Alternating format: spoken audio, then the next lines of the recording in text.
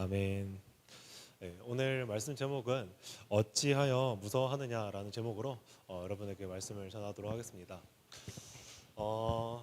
오늘 여러분에게는 간단한 이제 질문 하나를 제가 던지고 좀 이야기를 좀 하고 싶어요. 여러분이 생각하기에 나에게 예수님은 누구십니까?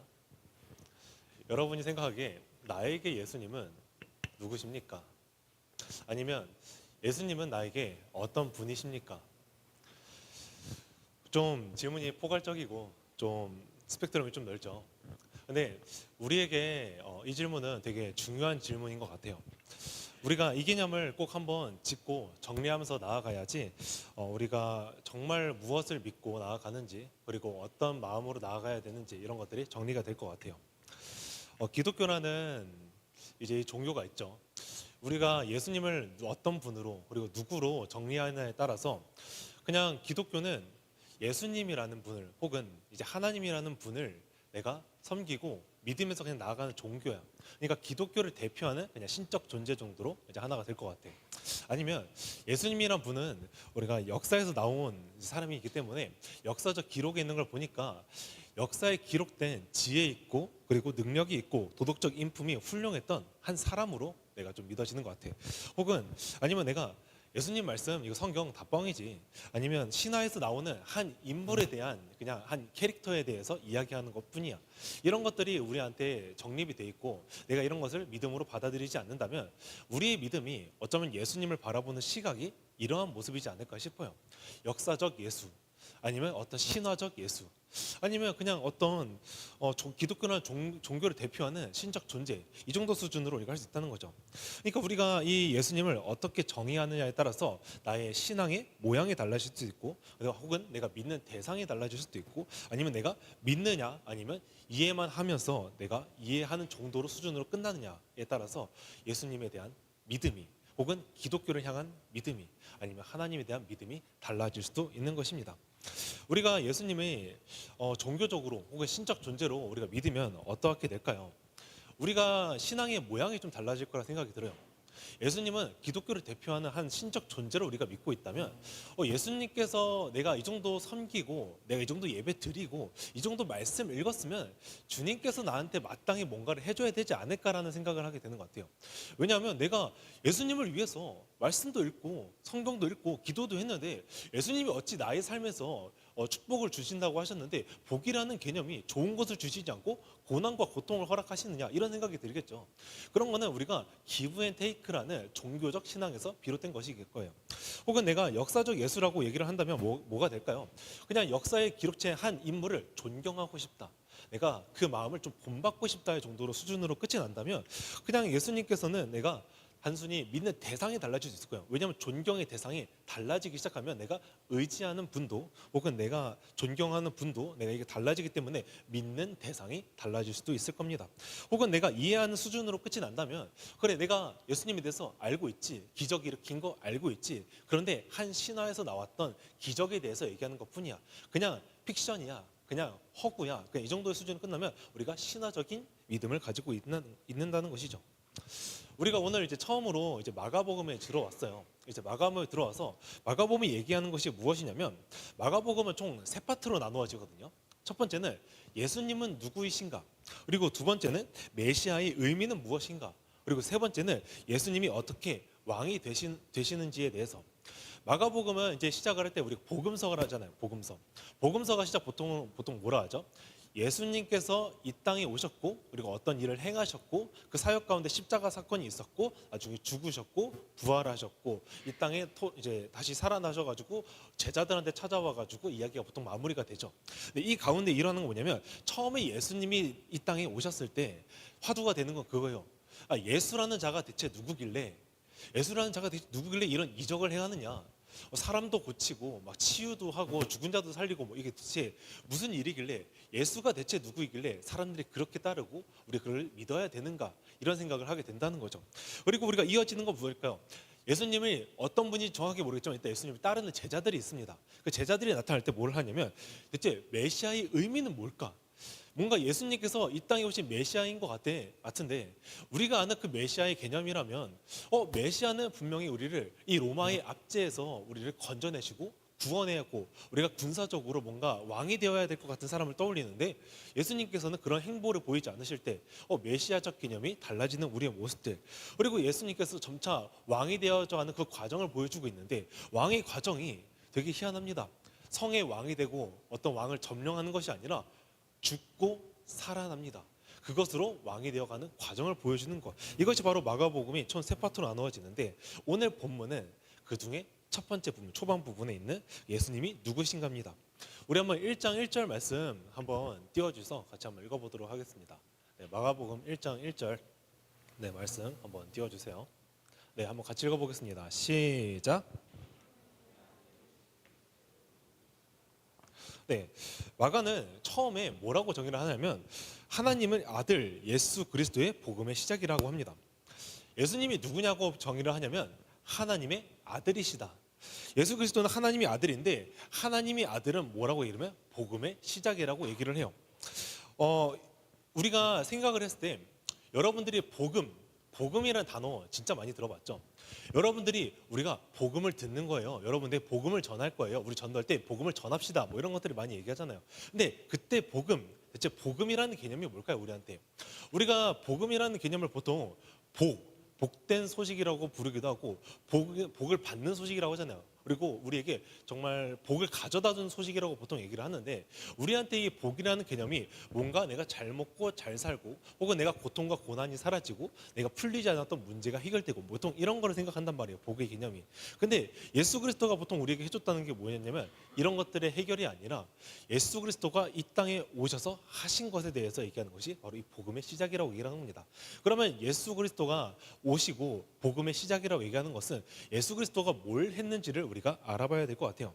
자, 예수님께서 이 땅에 내려오셨습니다. 이 땅에 내려오셔서 하신 첫 번째 말씀이 무엇이냐면 하나님 나라가 가까이 왔으니 회개하고 복음을 믿으라였습니다. 하나님께서 이제 예수님께서 얘기하신 하나님 나라는 예수님께서 지금까지 제자들에게 그리고 믿는 자들에게 그리고 믿지 않는 자들에게 얘기하신 말씀이었어요. 뭐냐면 예수님의 가르침인 함축적인 요약이 다 들어가 있어요. 너희가 하나님 나라가 때가 가까이 왔으니 하나님 나라가 왔으니 너희가 이것을 회개하고 믿어라라고 얘기를 하고 있죠. 자, 그러면 예수님께서 얘기하시는 그 하나님 나라는 대체 뭘까 생각을 해보면 이 땅이 죄악이 가득하잖아요. 이 땅에는 분명히 악이 가득합니다. 우리는 죄인이라고 얘기를 하고 있고요. 세상에는 선과 악이 존재하다고 우리는 생각하고 있어요. 그럴 때 이 악으로부터 우리가 이 죄라는 것이 우리한테 팽배하게 있는데 이 죄로부터의 구원, 이 악한 것부터 구원, 이 세상으로부터의 구원이 이제 예수님께서 하나님께서 계획하신 것이고 그 다음에 악이라는 존재와 싸워서 승리를 선포하시고 그 다음에 이를 믿는 자들 너가 예수 그리스도를 정말로 믿으려면 믿는 자들은 나를 따르라. 그렇게 되면 예수님께서 하나님이 통치하시는 나라에 너를 초대하겠다. 그러므로 너가 하나님의 나라의 백성인 천국 백성이 되게 하는 초대를 임하게 해주겠다라는 의미가 담겨 있는 거죠. 그렇다는 것은 결국에는 예수님께서 이 땅에서 세상 가운데 죄악이 가득했었는데 이 모든 것을 해결하시고 이 해결하신 것을 통해서 하나님께서 하나님 나라라는 곳이 임할 텐데 너희가 이것을 진정으로 믿는 제자라면 너희가 믿고 나를 따르라라고 얘기하고 있는 것입니다. 그것이 바로 오늘 예수님께서 얘기하신 그 하나님 나라 바로 복음이라고 얘기할 수 있습니다. 자, 우리 한번 마가복음 1장 15절 말씀 한번 읽어보도록 할게요. 네, 1장 15절 한번 같이 읽어볼게요. 시작.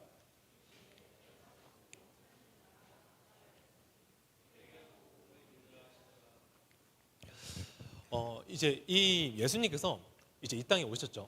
그 다음에 예수님께서 행하신 이제 일들이 있습니다. 이후에 예수님께서 하신 일들이 무엇이냐면 우리가 한번 성경책 있는 친구들은 한번 같이 봐봤으면 좋겠는데 우리가 아까 1장을 읽었단 말이에요. 근데 1장을 보고 이후에 넘어가면서 예수님께서 행하신 이제 기적이 있어요. 기적이 뭐가 있냐면 우리가 성경책 보면 이제 그 소제목을 볼게요. 위에 이제 떠올려져 있는 소제목을 보면 귀신 들린 사람을 이제 고친다.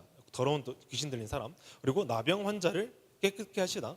그다음 중풍병자를 일단 고치시다. 그다음 이제 손 마른 사람들을 이제 고치시다. 뭐 이런 게 있어요. 예수님께서 이 땅에 오셔가지고 이제 하나님 때가 가까이 왔으니 하나님 나라가 이제 가까이 회개하고 너희가 믿으라라고 얘기했습니다. 그 다음에 이어지는 사건이 뭐냐면 예수님께서 사람들을 고치세요. 병든 자를 치유하시고 그 다음에 이제 치유도 하시고요. 그다음 깨끗게도 하시고요. 손 마른 사람도 고치고 여러 가지가 있단 말이에요. 그리고 귀신 들린 사람도 거기서 이제 빼내주고 여러 가지 사건이 있습니다. 이것을 보면서 알 수 있는 것은 무엇이냐면 예수님께서 하나님 나라가 가까이 왔다고 얘기를 하면서 그 이후에 하신 일들이 병을 고치는 것, 그리고 사람들을 구원하시는 것, 죄를 사하여 주시는 것, 귀신 들린 사람에게서 귀신을 빼내 주시는 것, 이런 것들을 했단 말이에요. 이것을 통해서 우리가 알 수 있는 게 뭐냐면 예수님께서는 하나님 나라에 대해서 알려주기 시작한 거예요. 하나님 나라는 병과 질병이 없는 곳이야. 하나님 나라는 슬픔과 고통이 없는 곳이야. 하나님 나라는 죄악과 어둠이 가득한 곳이 아니라 기쁨과 행복이 가득한 곳이야. 왜? 그곳이 바로 하나님께서 통치하시는 나라이기 때문에. 예수님께서 통치하시는 것을 보면 예수님께서 사람들을 치유하시잖아요. 사람들을 고치시잖아요. 사람들에게 지금까지 슬픔과 눈물 가운데서 그 슬픔과 눈물을 거두시고 기쁨과 행복이 무엇인지 알게 하시잖아요. 이런 것들을 통해서 하나님 나라가 무엇인지 우리에게 알려주고 있었다는 것입니다. 그리고 이어서 그 중풍병자 사건을 보면 예수님께서 이제 뭐라고 얘기를 하냐면 너희 죄가 사하여졌다라는 표현을 씁니다. 여기서 이때 당시에 이제 유대인들이 죄를 사하여졌다는 개념이 뭐라고 받아들이냐면 하나님께서만 하실 수 있는 일이다.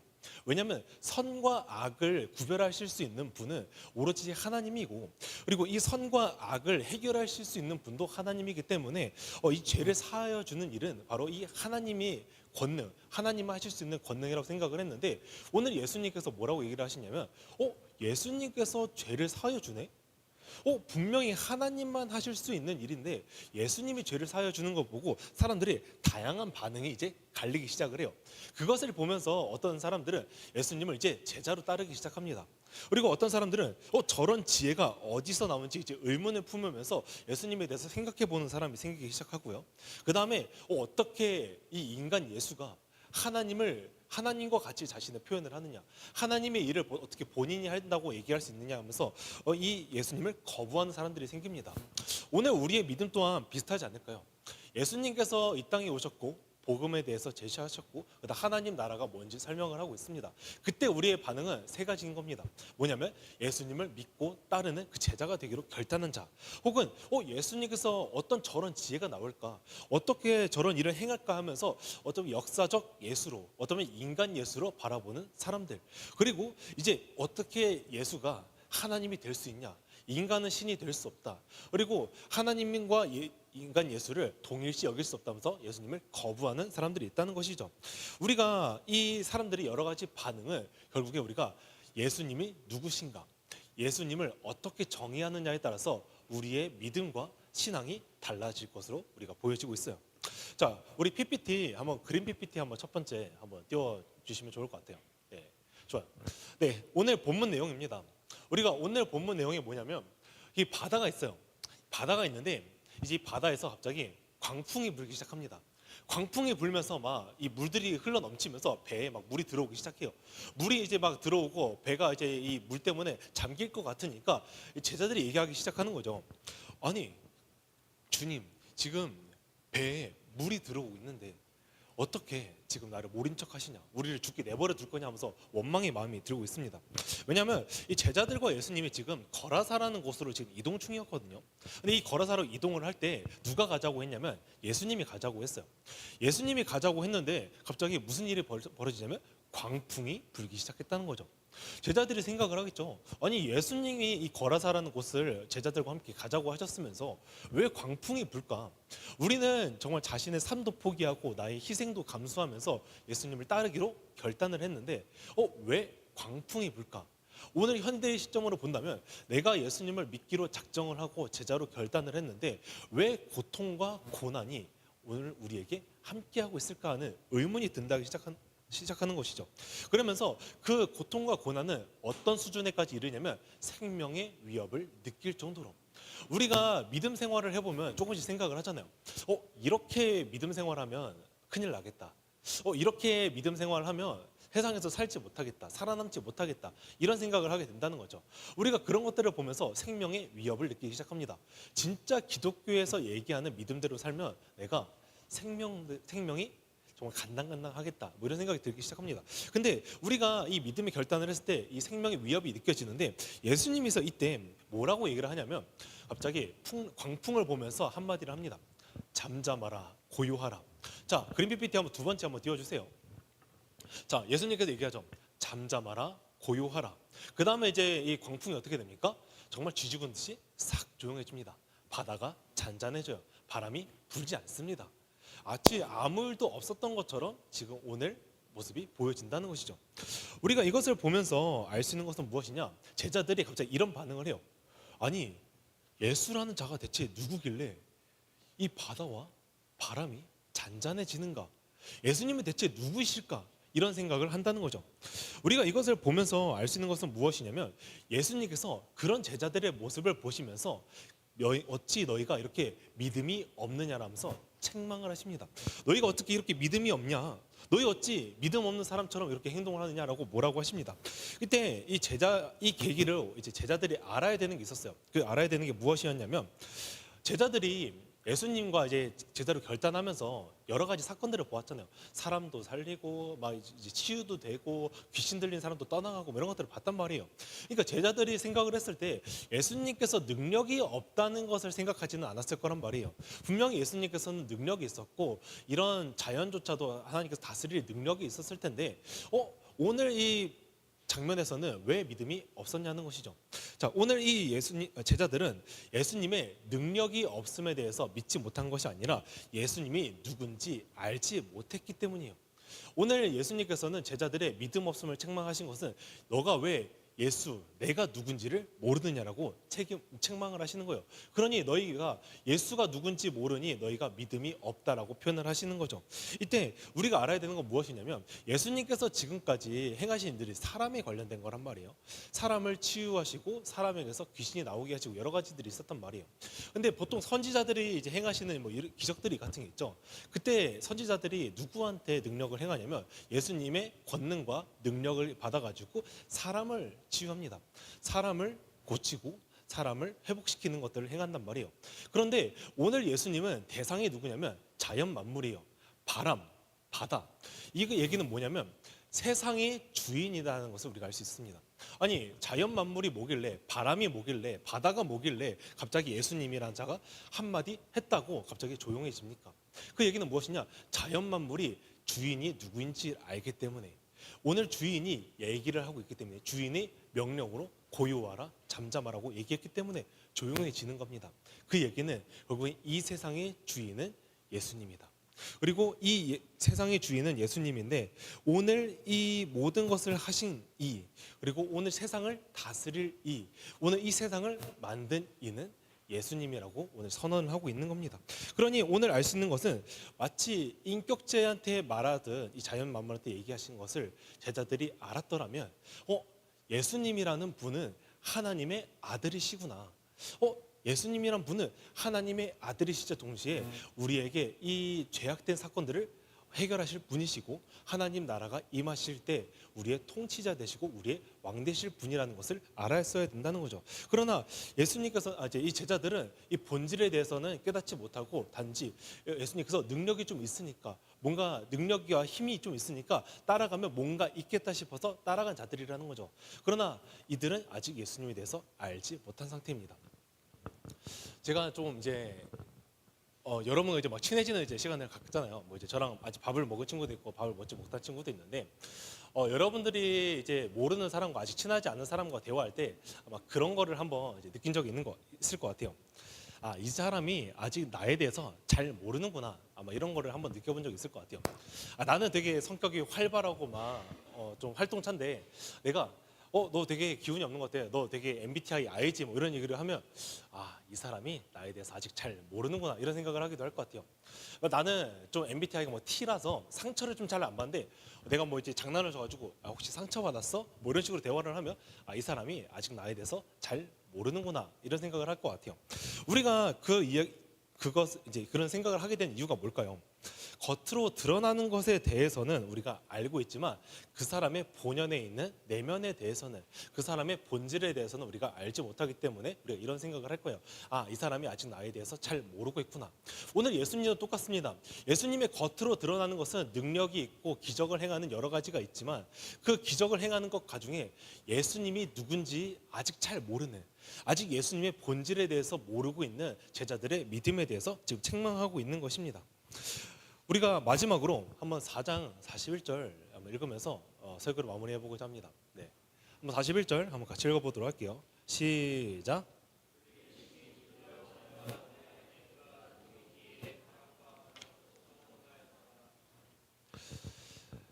제자들이 두려워했습니다.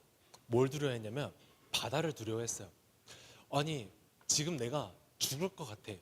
배는 잠길 것 같고 생명의 위협을 느낄 것 같아. 두려움이 있습니다.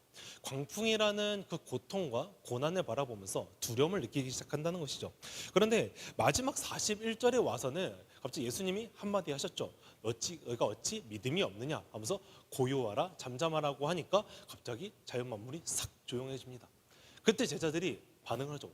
예수 저자가 대체 누구길래 이 자연 만물이 저렇게 반응을 하느냐 하면서 예수님에 대해서 두려워하는 것을 우리가 확인할 수 있습니다. 이 두려움은 다른 두려움이에요. 지금까지 우리가 세상을 살면서 두려워하는 것이 뭐냐면 고통과 고난이잖아요. 내가 뭔가 해결할 수 없는 문제를 맞닥뜨릴 때 우리가 보통 고통과 고난을 두려워하게 된단 말이죠. 그런데 그 고통과 고난이 오늘 어떻게 변하기 시작하냐면 예수님에 대한 경외함으로 변하기 시작합니다. 경외함이 뭐죠? 예수님을 존경하면서 따르면서 동시에 예수님을 두려워하는 마음이에요. 그러면 이 경외함이라는 것은 예수님께서 어떤 분이시기에 예수님이라는 존재가 어떤 분인지 조금씩 알아갔기 때문에 경외하는 마음이 조금씩 들기 시작하는 거죠. 그러니 제자들은 지금까지 예수님에 대해서 어떤 분인지 몰랐고 신적 존재라는 것도 몰랐고 그냥 능력을 행하는 인간인 줄 알았는데 이제는 이분이 신인 존재인 건가?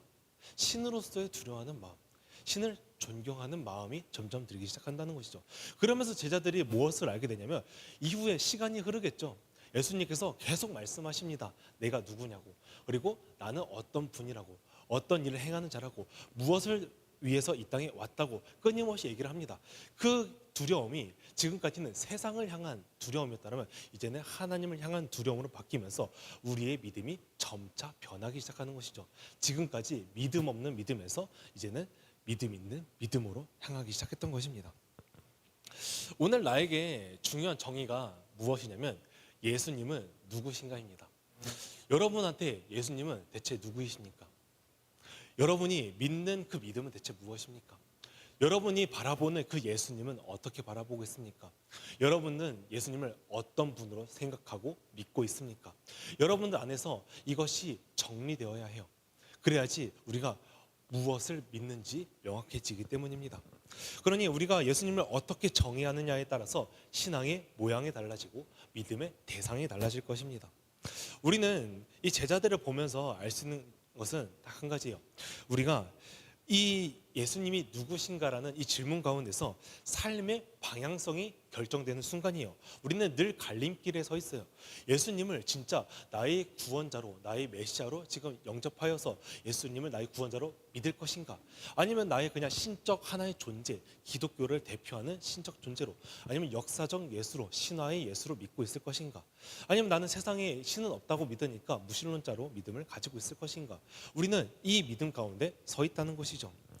제자들은 아마 예수님을 인간 예수로 믿었더라면 예수님을 어떻게 바라볼 것이냐면 광풍 속에서 우리를 구원하신 분. 무엇이냐? 오늘 현대 시점으로 보면 고통과 고난을 해결하실 분. 우리 현대적 믿음으로 보면 어떻게 됩니까? 나의 어려움과 고통과 고난이 있는데 예수님께서 내가 이렇게 행하면 예수님께서 나에게 복을 주셔서 이런 것들을 해결해 주실 거예요. 기브 앤 테이크. 내가 인간이 뭐를 신한테 줬으니까 신이 나한테 뭔가를 줘야 된다는 종교적 신앙, 이런 것들을 가게 되겠죠. 예수님이 인간적 예수로 바라봤으면 그럴 것입니다. 그런데 만약에 이 제자들이 하나님의 아들 예수로 바라봤다면 어떻게 바라보냐면 광풍 속에서 우리를 구원하신 이가 아니라 광풍을 통해서 우리를 구원하신 이가 됩니다. 지금까지 광풍이라는 것이 없었으면 내가 예수님에 대해서 알지도 못하고 예수님이 누구신지에 대해서 생각해 보지 않았을 텐데, 이 광풍을 통해서 내가 생각을 해보게 되는 거죠. 예수님이 누구실까? 이 정의를 내리면서 점차 예수님을 구원의 믿음으로 나아가는 것. 지금까지는 종교적 믿음으로 나아갔다면, 지금까지 예수님을 믿지 않는 믿음이었더라면 내가 이제는 구원에 이르는 믿음으로 점점 바뀌어 나가는 겁니다. 그럼 우리가 광풍을 바라보는 시선이 달라지겠죠. 예수님께서 우리를 광풍 속에서 우리를 구원하신 것이 아니라 예수님은 광풍을 통해서 우리를 구원하신 분이라는 것을 우리가 깨닫게 되는 것입니다. 주님은 오늘도 우리한테 얘기를 합니다. 나는 누구냐? Who am I? 그리고 이 질문을 통해서 내가 누군지를 깨닫기를 알기를 원하셨고, 그리고 그 알므로 그것이 믿음으로 직결되어서 우리가 구원에 이르는 믿음으로 나아갈 수 있게끔 우리에게 오늘도 이끌시고 계셨던 것입니다. 여러분들의 삶 가운데서 여러 가지 고통과 고난이 있죠. 우리 삶에는 수없는 광풍이 있습니다. 그런데 그 광풍을 볼 때 우리의 믿음의 기도는 늘 이렇죠.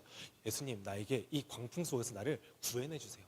예수님, 나에게 이 고통과 고난이 없어지겠어요. 나 이런 문제점이 있습니다. 이런 문제가 있어요. 나의 여기서 도와주세요라고 한다면, 우리는 어쩌면 아직도 어린아이의 신앙, 아직도 예수님을 누군지 제대로 모르고 참된 믿음이 아니라, 구원으로 이르는 믿음이 아니라 종교적 믿음으로 있지는 않았는지 우리가 돌이켜보기를 원합니다. 그리고 우리가 그 광풍을 바라보면서 오늘 말씀을 통해서 알아야 되는 것은, 내가 예수님을 어떻게 믿고 있었을까? 내가 어려움과 고난이 있었을 때 내가 누구를 의지하고 있었을까? 어떤 것을 의지하고 있었을까? 이 고민들을 통해서 여러분들이 이 예수님에 대한 이 알미, 구원에 이르는 믿음이 되기를 간절히 소망합니다. 자, 오늘 이제 찬양팀 나와서 같이 이제 찬양해 주면 좋겠습니다. 예수님께서는 우리의 삶 가운데서 오늘도 우리를 이끄시고 계십니다. 그리고 이 이끄시는 과정 가운데서 우리가 참된 믿음을 가질 수 있도록, 우리가 구원에 이르는 믿음을 가질 수 있도록 오늘도 우리를 책임지시고 보호하시고 이끄시고 있다는 것이죠. 우리가 그것을 믿으면서 나아가는 여러분이 되기를 간절히 소망합니다.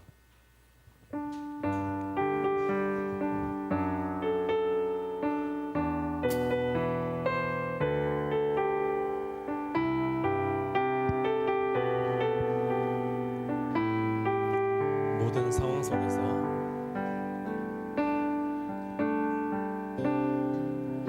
모든 상황 속에서